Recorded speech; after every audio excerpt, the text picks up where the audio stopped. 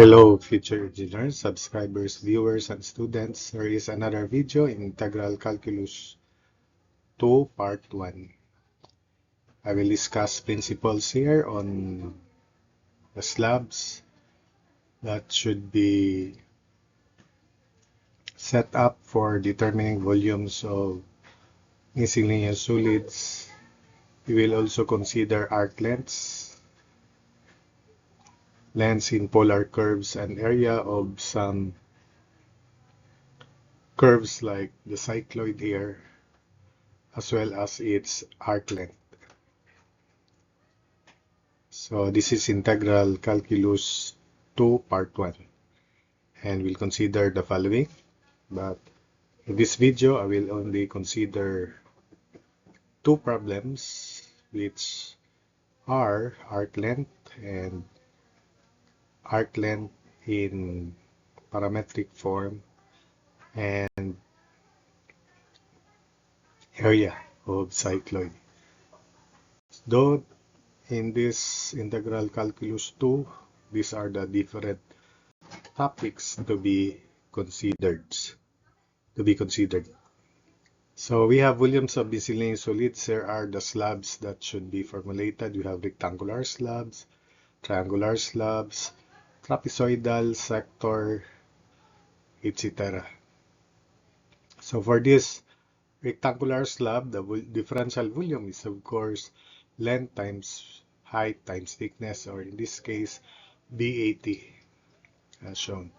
For this triangular slab, 1/2 AB is the area and the thickness is T, so this is BAT over 2, differential volume BAT over 2.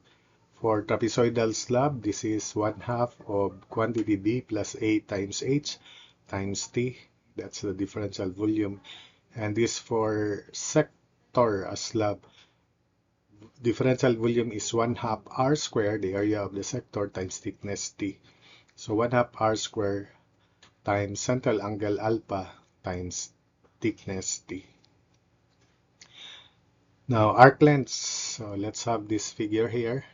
In Cartesian form, we have to apply Pythagoras theorem. Let's consider this differential arc length ds as straight, the hypotenuse of this right triangle, with other parts as differential x, the base, differential y as the height, and the hypotenuse as ds. And the total length from A to B to C to D would be this arc length S. So by Pythagoras theorem, ds squared equals dx squared plus dy squared. So ds is square root of dx squared plus dy squared. Multiplying dx over dx and put dx in the denominator into the radical, then ds is square root of 1 plus dy dx quantity squared dx. So S therefore is integral from, if x is the variable, integral from A to C of square root. So again, dx in the denominator here into the radical, it becomes dx squared. So dx squared over dx squared is 1. So that's why this is 1. And the second term would be dy dx quantity square, or y prime square. Then we have dx. X is the variable here, and take note that y prime is dy dx. Likewise, it is also, if we make y as the variable, arc length is also integral from b to d of square root of 1 plus x prime square dy. Then in polar form, or parametric form rather, so we have in parametric form, ds from this equation, divide everything by dt, quantity square, so ds dt square equals dx dt square plus dy dt square. So cross multiply or extract the square root, ds dt is square root of dx dt square plus dy dt square. Then cross multiply and integrate, so s equals integral from t1 to t2 of square root of dx dt quantity square plus dy dt quantity square dt. So that's the expression. And for polar curves, let's consider the figure. So ds square equals dr square plus r d theta square. So ds d theta quantity square equals, divide everything by d theta square. So ds d theta quantity square equals dr d theta quantity square plus r square. So ds d theta is equal to square root of r square plus dr d theta quantity square. So s is equal to integral of r square plus dr d theta quantity square d theta. So this is also like Pythagoras theorem. So again, s is integral from theta 1 to theta 2 with square root of r square plus dr d theta quantity square d theta. The figure would be, you have here r and another r, strike an arc. So this length is r d theta and the excess is dr. The hypotenuse is ds. So that's why in a right triangle, so again, just imagine because the figure is left in the other slide. So supposedly there is a sector, but one length is longer than the other. Strike an arc, very small arc, differential arc length ds, with radius r and central angle d theta. So that's why the arc length is r d theta. And the other part, because it is longer, it is dr. So the legs of this imaginary right triangle would be r d theta, which is this, and the other leg is dr. The hypotenuse is ds. So that's why ds square equals the sum of squares of the other legs, dr square plus quantity r d theta square.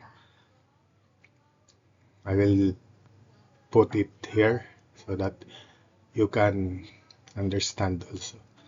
So dividing everything by d theta square, so ds d theta quantity square equals quantity dr d theta square plus r square. So next is extract the square root and interchange, then cross multiply with d theta. Finally integrate with limits theta 1 to theta 2. So square root of r square plus dr d theta square d theta. So that's it for this arc length in polar form. So let us continue, and this is now the figure for deriving the arc length. In locating the centroid, then you have to apply Varignon's theorem. S times xg of the arc is equal to integral of the x of the differential element, which is just a point. So the x sub c is just x for the arc, differential arc, which appears to be a point. And this is the length of the arc ds from a to c if x is the variable. And if it is y the variable, then it is b to d. Likewise, s times yg equals integral from a to c of y ds. Again, in this case, it is x that is the variable. So ds should be square root of 1 plus y prime square dx. This is the figure for the arc length in polar form earlier I mentioned. So this is the arc in polar form, r function of theta. This is theta from the polar axis to the sector element theta, and that is differential theta, the central angle of this differential sector. And this is theta 1 from here up to this initial radius vector, this one. And theta 2 would be here from polar axis to that end. So we have to strike an arc of radius r, so that's r, that's also r. So this is dr because after we strike an arc, that's ds. This is the 90-degree angle. So that's why this length is approximated as radius times central angle d theta. One leg of this right triangle. So imagine this right triangle. One leg is r d theta and the other leg is dr. The hypotenuse is ds. That's why, remember in the preceding slide, ds square equals dr square plus quantity r d theta square. Then after we divide everything by d theta square, the result to be s equals integral from theta 1 to theta 2 of square root of 1 plus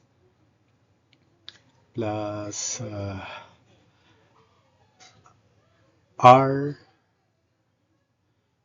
so r square plus integral s is integral from theta 1 to theta 2 of square root of r square plus dr d theta quantity square d theta. So that's the expression for arc length. Remember that. So for polar curves, x sub c is just, so this is the centroid, so that distance will just be x. And x is, because from the pole to that end of ds, centroid of ds, which is just that, imagine as a point, that is r, and we have a right triangle from here up to there, hypotenuse. This is the right triangle, so therefore this base of the right triangle is hypotenuse r cosine of theta. So x sub c is just x equals r cosine theta, while if this is the hypotenuse of the right triangle and this is y sub c, which is just y, is r sine of theta. So that's it. Then apply Varignon's theorem to locate the centroid of that arc. And if the high-tech calculator is allowed, you can easily evaluate the integral. But of course, use that high-tech calculator for checking only unless you're reviewing in your respective board exam where the calculator is allowed. But as practice, don't apply the calculator, use it for checking your answer only after you evaluate the integral manually. So likewise, s times xg after Varignon's theorem is x sub integral from theta 1 to theta 2 of x sub c, which is r cosine theta times ds. And ds is, remember, square root of r square plus quantity dr d theta square d theta. Likewise, s times yg equals integral from theta 1 to theta 2 of r sine theta ds. So that's it. Then, for surface of revolution, you can apply Pappus propositions here to derive the length is ds, and if it is revolved about the x-axis, the radius of revolution is y sub c, which is just y. So surface area is ds times distance traveled by the centroid, 2 pi y. So therefore surface area with respect to the x-axis is integral of ds 2 pi y, or 2 pi y, or 2 pi integral of y ds. That's the surface area when we develop an expression for surface area of an arc, the surface area generated by an arc revolved about the x-axis.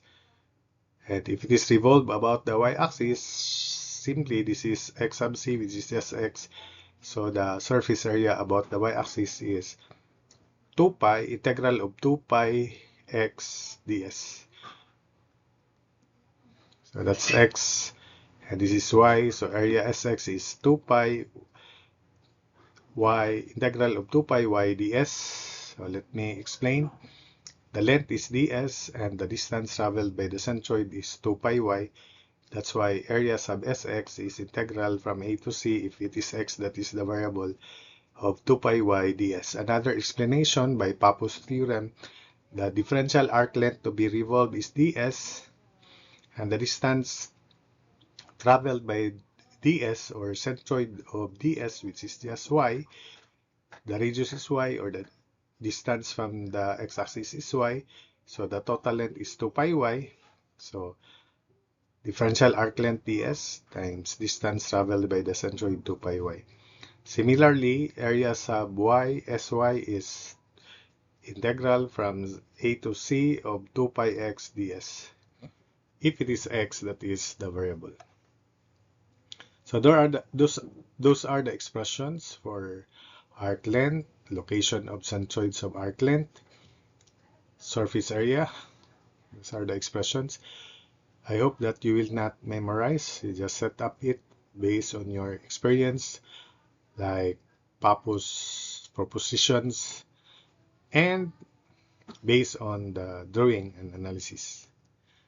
So let's have two problems here, but on this slide, just this problem first. Find the length of the arc of one branch of the parabola y squared equals 4x from the vertex to the end of the latus rectum. So this is a parabola open to the right with length of latus rectum 4. So vertex open to the right, vertex is at the origin. So the focus is at 1, 0. One end of latus rectum would be 1, 2 if it is the positive branch. So this is it. So this point is at 1, 2 because the focus is at 1, 0. So the length of this arc, this is 1, this is 2 units, therefore it is slightly greater than square root of 5. Square root of 5 is 2.236, so the answer should be slightly greater than 2.236. But anyway, let's apply the formula for integration of this arc length. Let's make y as a variable. Integral of square root of 1 plus x prime square dy from y the variable, so from 0 to 2. So yes, integral 0 to square root of 1 plus x prime square dy. Since y square is 4x, so 2y equals 4 dx or 4x prime. So x prime therefore is y over 2 and x prime square is y square over 4. Substitute into the formula. S equals integral 0 to 2 of square root of 1 plus y square over 4 dy. Simplifying, this will be square root of 4 plus y square over 4. Square root of 4 is 2, so 1/2 of integral 0 to 2 of square root of 4 plus y square dy. Then it involves constant square plus variable square. We put y equals constant, which is 2, because this is constant square, 2 square, 2 tangent of theta. So dy is 2 secant square theta d theta. Then let's form a triangle defining tangent theta y over 2 here.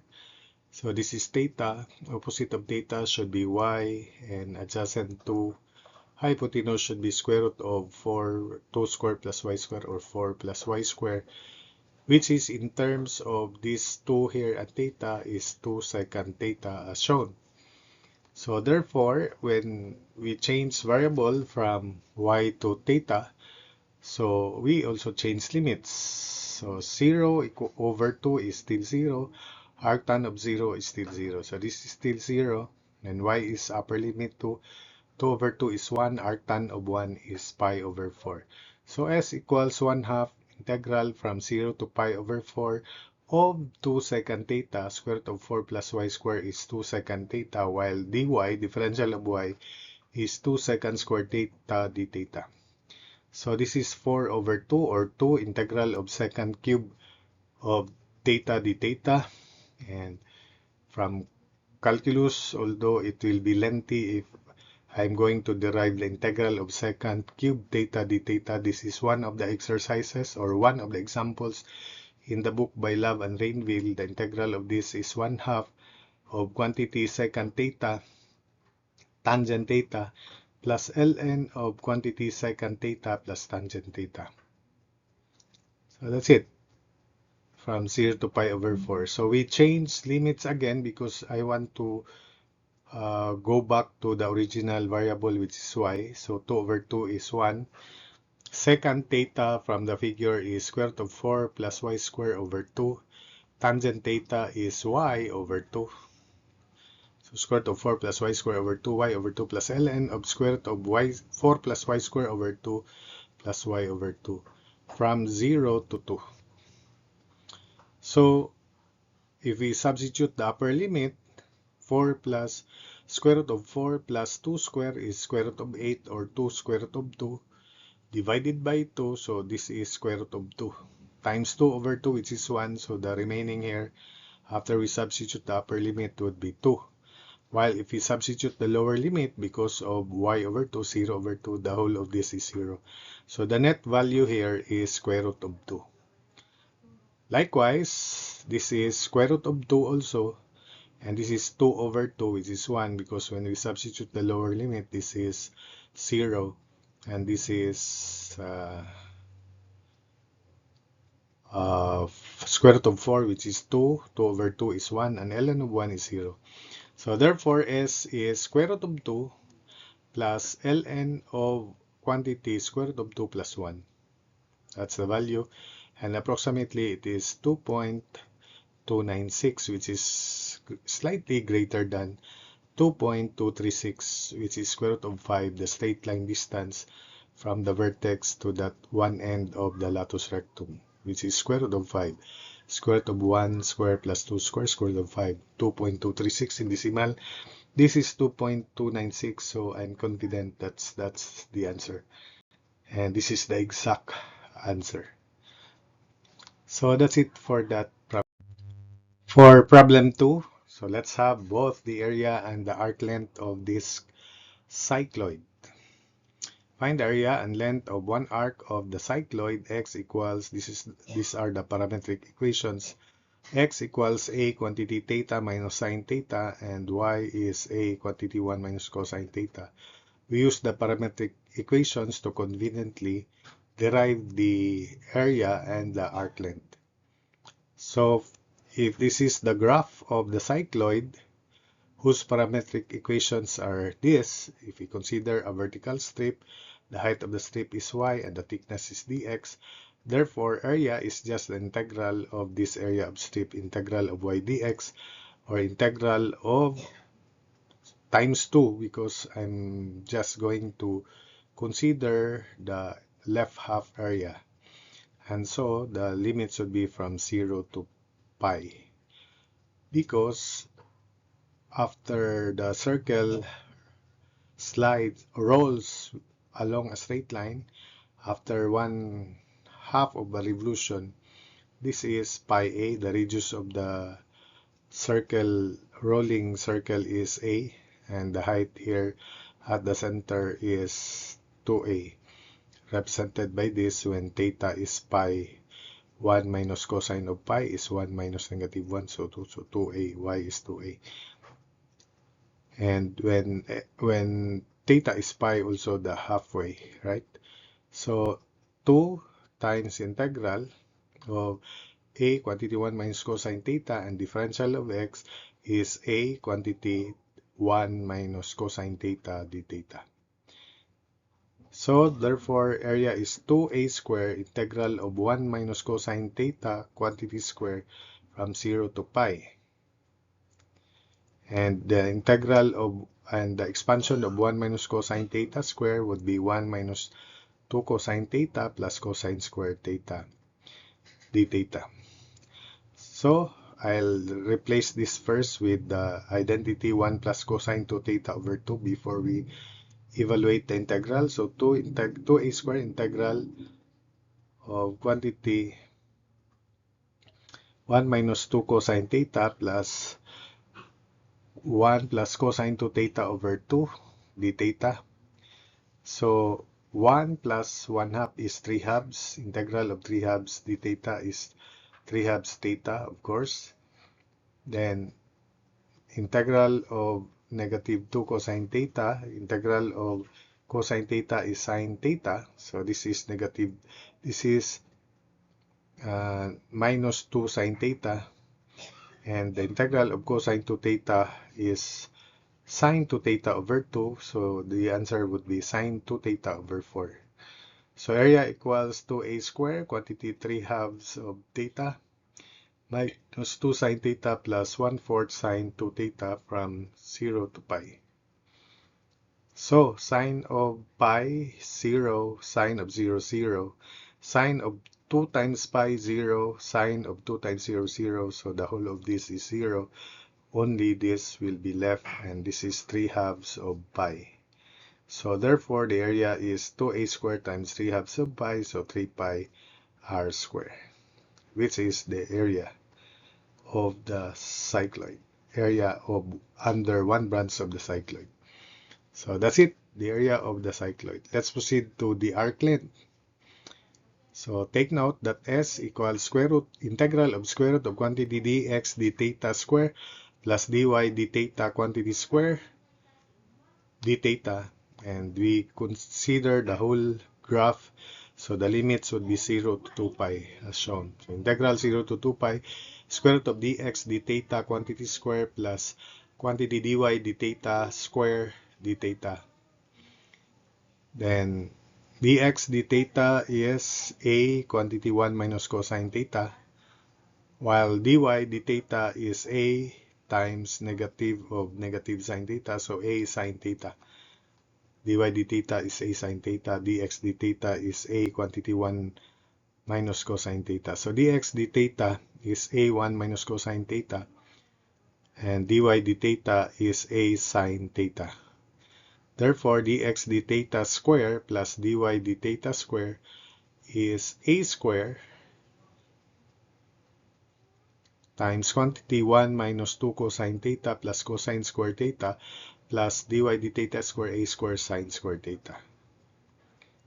So we have a square cosine square theta plus a square sine square theta, which is a square, because cosine square theta plus sine square theta is 1. So a square plus a square is 2a square, or in other words, a square times 2 minus 2 cosine theta. So dx d theta square plus dy d theta square is a square quantity 2 minus 2 cosine theta. Extracting the square root, substitute here. So we have a square root of 2. So s is a square root of 2 integral 0 to 2 pi of 1 minus cosine theta d theta. So this has an identity which is 2 sine square theta over 2. So s is a square root of 2 integral 0 to 2 pi of 2 sine square theta over 2 d theta. Simplifying, s is square root of 2 times square root of 2. So 2 times a integral of sine theta over 2, then times d theta.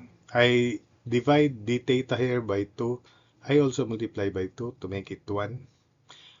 Then 2 times 2a is 4a. The purpose of this, so that this remaining integral is integral of sine u du, which can be applied by power formula, and integral is negative cosine theta over 2. So s equals 4a negative cosine theta over 2 from 0 to 2 pi. So that would be negative 4a quantity cosine of 2 pi over 2, which is pi, minus cosine of 0 over 2, which is cosine of 0. So this is negative 1 minus 1. Cosine of 0 is positive 1, so minus positive 1. So S therefore equals 8a. So that's it for this video.